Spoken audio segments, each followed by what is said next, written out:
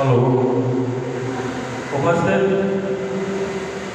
आज के इस सभा में हमारे राज्य स्तरीय 2 पदाधिकारी मौजूद हैं।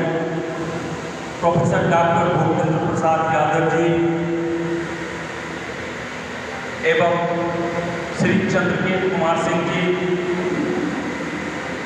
एवं हमारे जिला में आए हुए पदाधिकारी निरंजन ठाकुर जी, जयपाल जी, पप्पू जी, राहुल कुमार सिंह जी, रिंकू जी, मोहनपुर प्रखंड के अध्यक्ष जी, हमारे मोहनुद्दीन नगर प्रखंड के नवनिर्वाचित श्री राम बाबू सिंह जी एवं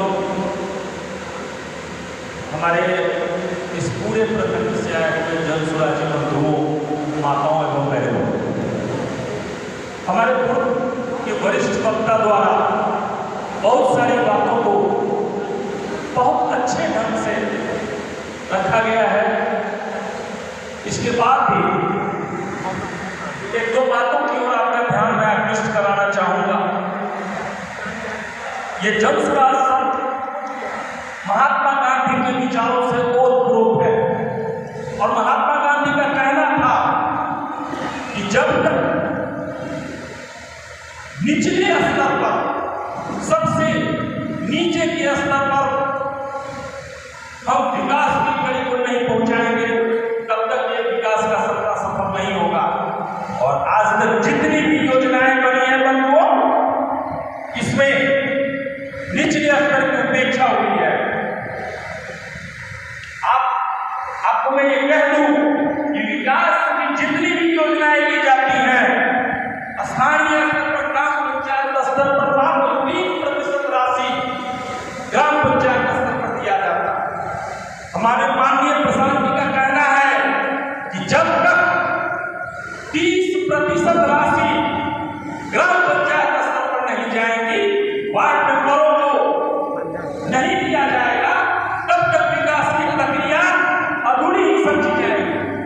और उनका कहना है कि आगामी 2 अक्टूबर को जब ये दल राजनीतिक रूप लेगा और आगे विधानसभा चुनाव में हम आते हैं, और अगर आप लोगों का सहयोग वाला आशीर्वाद मिला तो निश्चित रूप से सत्ता का विकेंद्रीकरण होगा। वार्ड सभा और वार्ड नंबर के अधिकारों को मजबूत किया जाएगा, ग्राम पंचायत के अधिकारों को मजबूत किया जाएगा और 20% राशि ग्राम पंचायत के माध्यम से, वार्ड के माध्यम से जब खर्च किए जाएंगे स्थानीय स्तर पर, तो निश्चित रूप से होगा। कुछ लोगों का कहना है कि उसमें भ्रष्टाचार हो जाता है। एक बात बताइए, पिछले पंचायत चुनाव में जब पिछला पंचायत चुनाव हुआ, 80% मुखिया चुनाव हार गए, 90% पंचायत सदस्य चुनाव हार गए, वार्ड मेंबर चुनाव हार गए। क्यों? जनता ने दंडित किया। लेकिन एक बात बताइए, इसके सहयोग में जो भ्रष्ट अधिकारी रहे, उनको तो सरकार ने कभी पदच्युत नहीं किया। और जब ये भ्रष्टाचार, जब तक अधिकारियों की मिलीभगत नहीं होती है, तब तक ये संभव नहीं होता।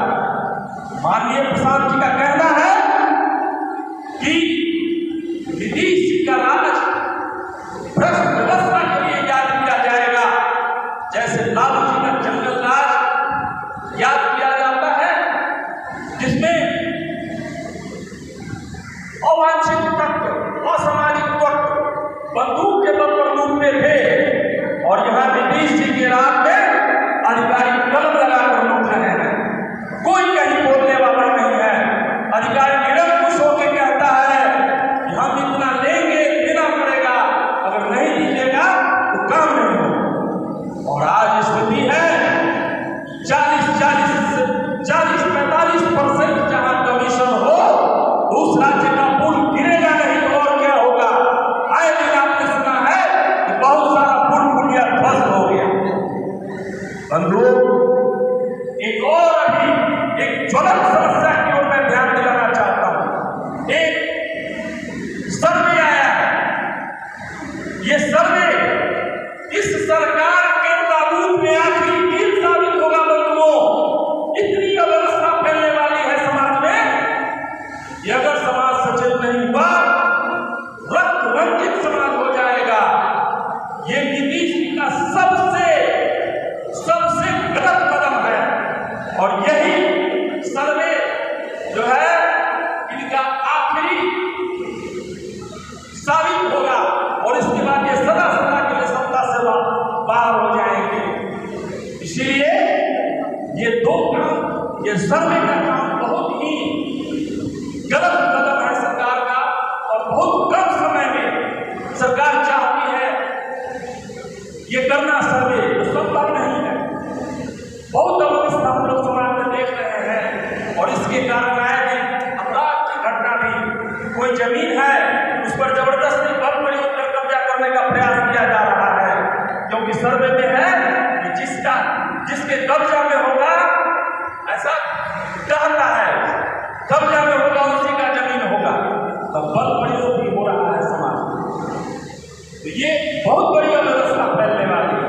कहना तो बहुत मैं चाहता हूँ, बहुत सारे हमारे वक्ता बहुत बातों को कहे हैं, लेकिन एक बात है, प्रशांत जी बोले हैं कि आगामी जो चुनाव आ रहा है, अगर उसमें आप लोग मदद करते हैं और जन समाज की सरकार बनती है, तो उसके बाद बिहार का सबसे पवित्र पर्व माना जाता है छठ, और इस छठ में सारे बिहार के लोग निश्चित रूप से घर आते हैं। तो उसके बाद यहाँ से उस छठ के बाद बाहर नहीं जाना पड़ेगा और यहीं पर 10 से 15 हजार का रोजगार आपको इसी प्रखंड में उपलब्ध कराया जाएगा। तो 3 महत्वपूर्ण बातें हैं जो प्रशांत जी कहते हैं कि पलायन की समस्या दूर करेंगे। पलायन बंधुओं, सिर्फ श्रम का पलायन नहीं है, बुद्धि का भी पलायन है, पूंजी का भी पलायन है।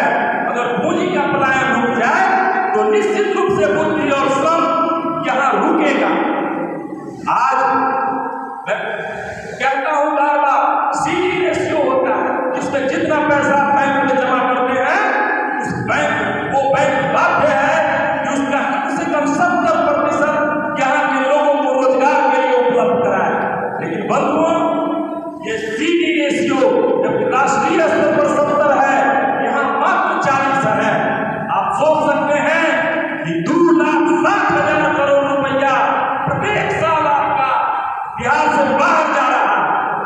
2,60,000 हम मांग कर रहे हैं कि हमको विशेष राज्य का दर्जा मिले और आप 2,60,000 रुपया बिहार से बाहर देने को बाध्य हैं। अगर इस पर हमारी सरकार बनती है, उस पर अंकुश लगेगा और वो राशि उपलब्ध कराकर जहाँ के लोगों को दिया जाएगा ताकि अपना स्वरोजगार शुरू कर सके। शिक्षा व्यवस्था में का अभी जो स्कूल खिचड़ी का केंद्र बन के रह गया है, यह उत्तम शिक्षा व्यवस्था की जाएगी। और कहना है प्रशांत जी का कि जो लोग अपने बच्चे को अच्छे से अच्छे स्कूल में पढ़ाएंगे, उनको हम आर्थिक मदद भी करेंगे। तो पलायन पर भी काम होगा, शिक्षा पर भी काम होगा और रोजगार पर भी काम होगा। बंधुओं, कहना तो बहुत कुछ है, वक्ताओं की सूची लंबी है, इसलिए मैं दिवाली